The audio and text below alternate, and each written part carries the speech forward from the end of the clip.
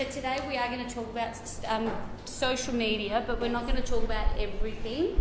We're going to have a bit of a focus at looking all of your profiles. You're all doing some great, really great stuff.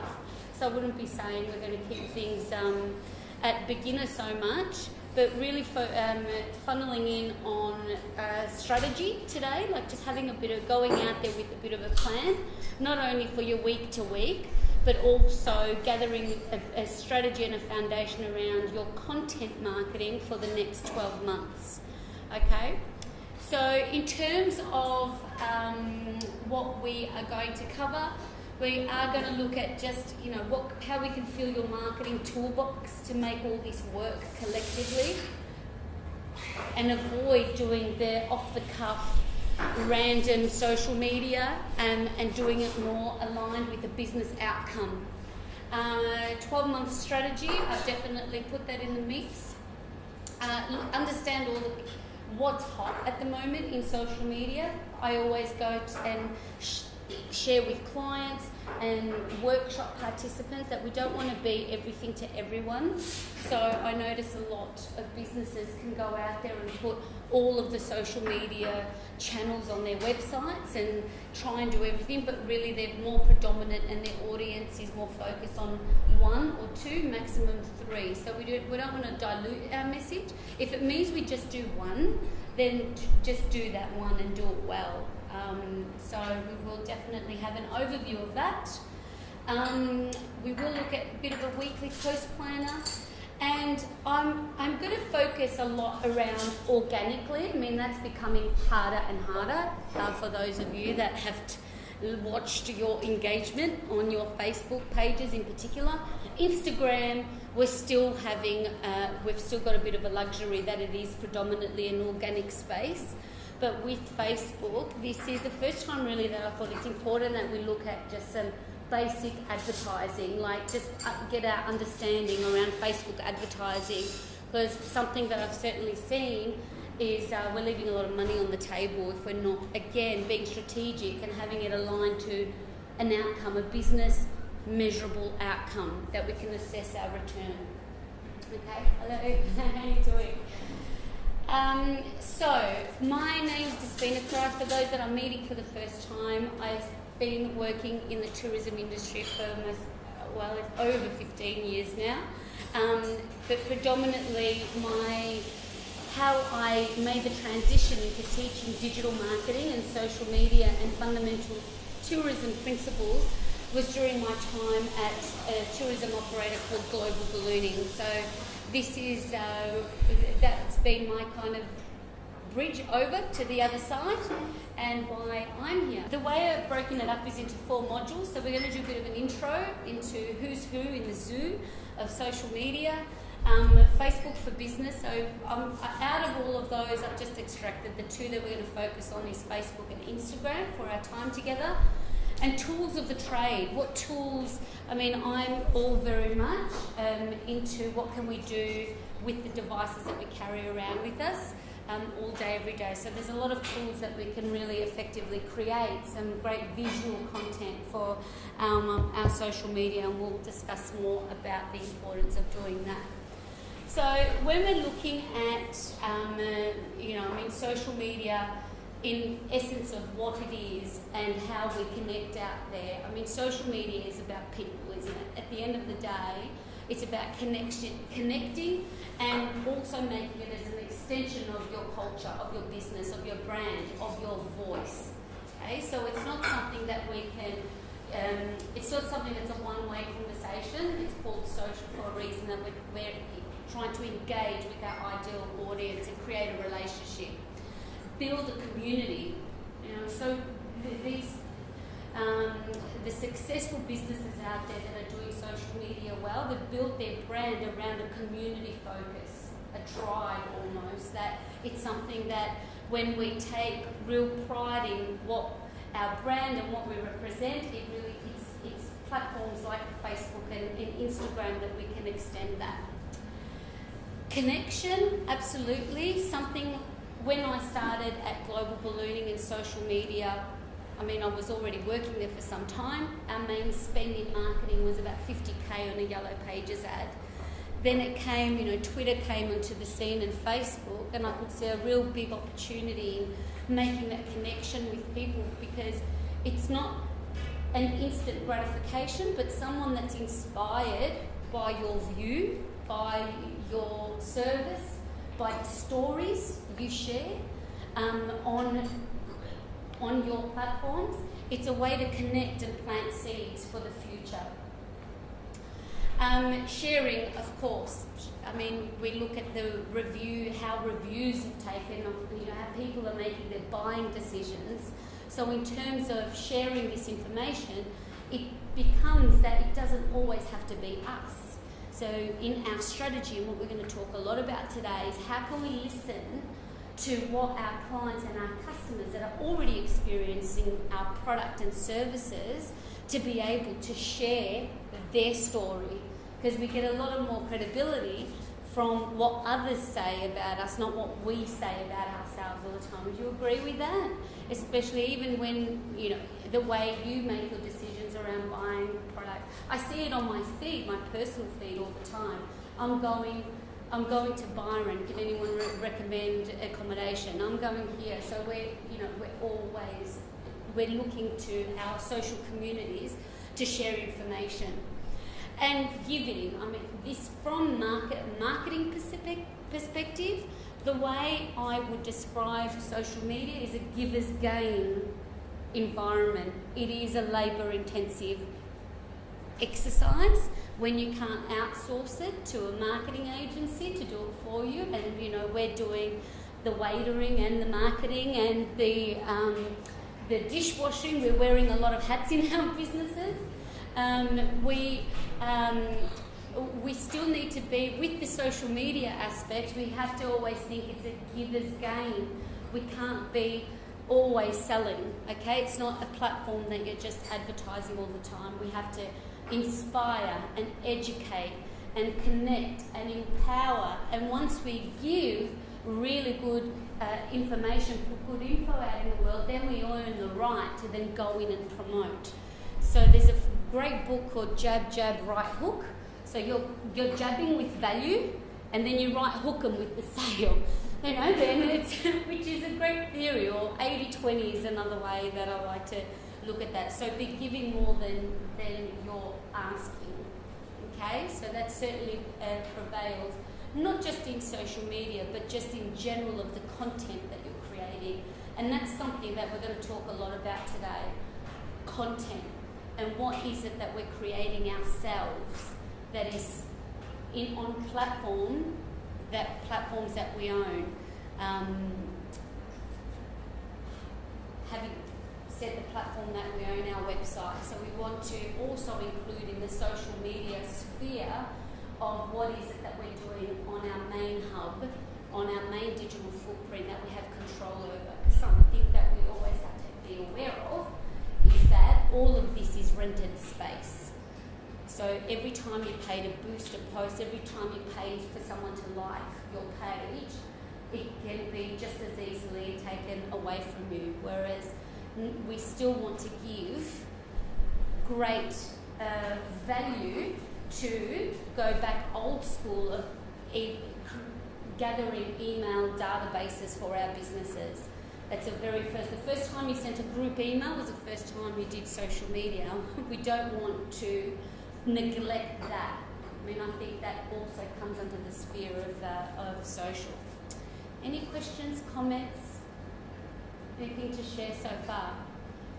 Does anyone like to share their social, some challenges that they have? You've expressed just not knowing if you've done an ad, you don't know what kind of return. Yes, we don't advertise anything much on there except ourselves and our events.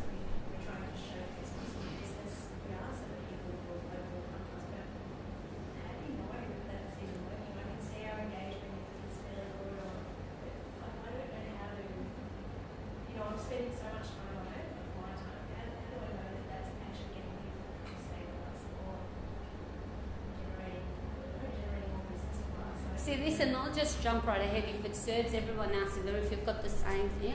Who looks at their Google Analytics? So this is a great way to track your social. that if you're looking at we should all be looking at our measurement, our stats on our websites. Now, take it a step further from that. It's having the right. It's called goals in like e-commerce goals in Google Analytics. And if you have a booking page and that's what you've assigned your call to action to, you can just put in a tracking pixel. Any web developer will be able to do it. Then you can measure not only what the keyword was or that they've searched, or the source of the information. For example, Facebook. You can then measure the conversion of that sale.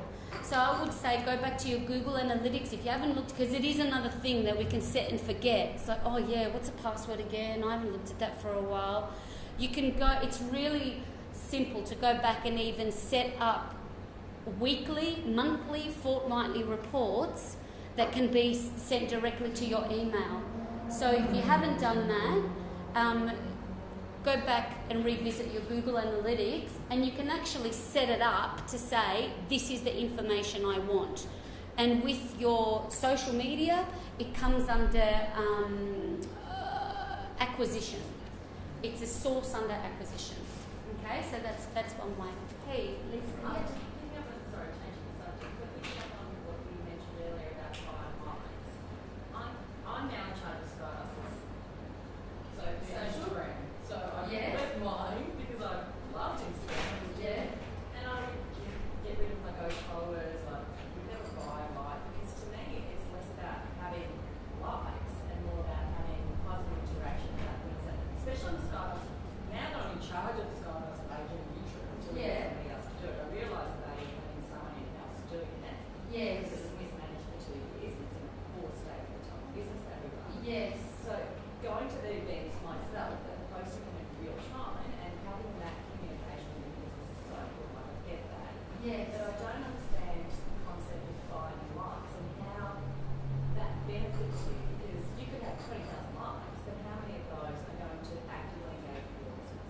Now there's two schools of thought. Like I had a client recently that bought likes just for cred. It gives you cred. Like there's no. Yeah, I see. You see that, like you can go onto a page, but anyone that knows, if you stay there long enough, you'll see the ratio that might have 10,000 likes and they have 3 people liking a post. You say this is not legit, and it won't get you very. I mean, I would always go against buying a bulk like that, because your engagement, it's not going to do anything, but just from a someone that will just come onto you and go, oh, you know, they're very popular, they've got a lot of, yeah, I would just stay away from that. I mean, what we're talking about, all of these things, we want to build our culture, a community, we want to be authentic, because you're losing total authenticity going down that path. Right, thank you. On the flip side, Facebook is different again, because you buy from these, like, buy 10,000 followers from these dodgy, I don't think they have one of these. You can buy one of them, but they're ghost likes, it's not people. Facebook, on the other hand, you can set up an advertising campaign directly targeted to exactly who you want your ad to come into, and that's why it's a gazillion-dollar business, because they know everything about us. There's it's exceeded 1.5 billion people on the platform now. They know our user behaviour. They know where we live. They know what we like. And as marketers and business owners, it's gold, because I can go in and set a campaign and say, I want people in the St Kilda area or the wider Melbourne community, people that are into wine, into travel, into lifestyle. Like, you can hand pick exactly who you want to target your ads to, and that's the difference. So we don't want to get confused. Like, I'm all for, I mean, I do it myself, and I set a new campaign up just to show you guys today how I go about doing a targeted ad. And that's another thing that I think, if you're just boosting posts or promoting posts on the willy-nilly, you're missing out on that, on being targeted and having clear objectives with who you want to be there. Another step from that is you can build your community. You might have a really strong Facebook community. You might then want to target your likers. So you have a special event, you have a special something, or you want to promote your midweek business or whatever that might be. You can go in and then target to them because you know they're already into you. They're just looking for an incentive to come back. So you can see now, I mean, there are great benefits as small businesses, and it's very affordable. I mean, say compared to something like SEO, like doing a pay-per-click campaign. For most of you, I'm sure you've had some experience with that too. It can get really expensive. But something like a like or a click through to your website from Facebook is still very affordable. Okay, so speaking of, so we'll go through it. Any other comments or questions? We're good? And yes? With the email reporting, Yes? you say it's not difficult, It's not difficult. and so it's a matter of deciding what you want to achieve out of it first. Correct. So if my objective is to draw people to my website Yes? to get an inquiry for a function, Yes? then that's the report that I will look at second. Correct. So you would tell your web developer, I want to set up a goal on my website, my analytics, that every time I get an inquiry, that's how you're going to measure a conversion.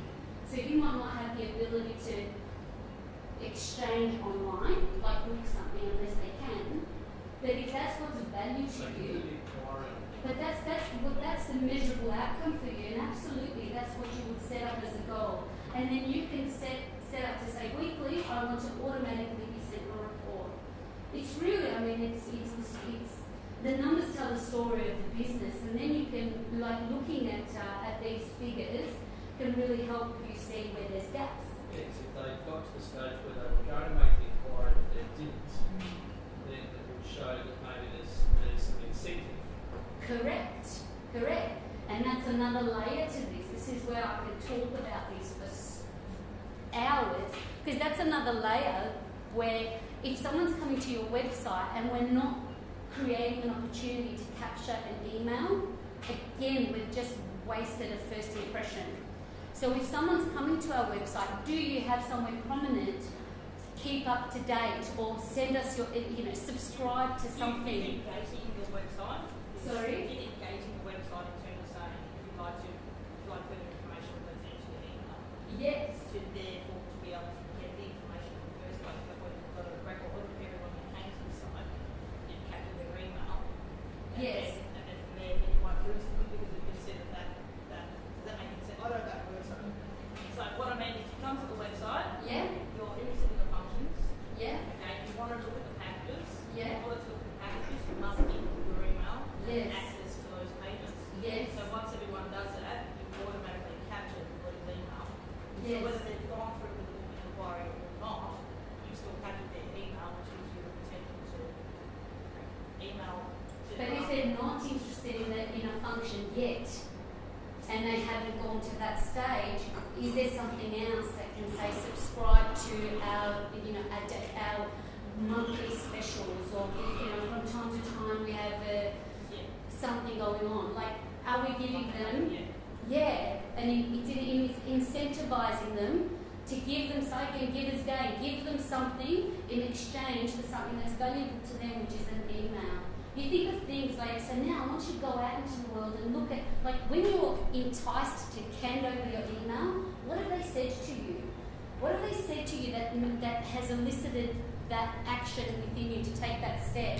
That's what we're talking about here, that when they're coming to your website and we're not doing anything to create a call to action to leave something, because we're not all ready to buy or subscribe. And I notice, that's one of the epic fails in business. They'll either subscribe right down the bottom right hand, somewhere that you have to, if I have to hunt for it, it won't be found. Because you see sometimes there's pop-ups, this little box that can even track if you're about to hit the close, or if they see that there's been no action at the station for a while, it'll come up with a pop-up. Stay in touch, we'd love to keep in touch with you. Okay, so that's another way that we can look at things. Okay, so now I'm just going to fly through just some stats really, show you just a bit of a demographic of each of the platforms as an introduction. So, the big kahuna facing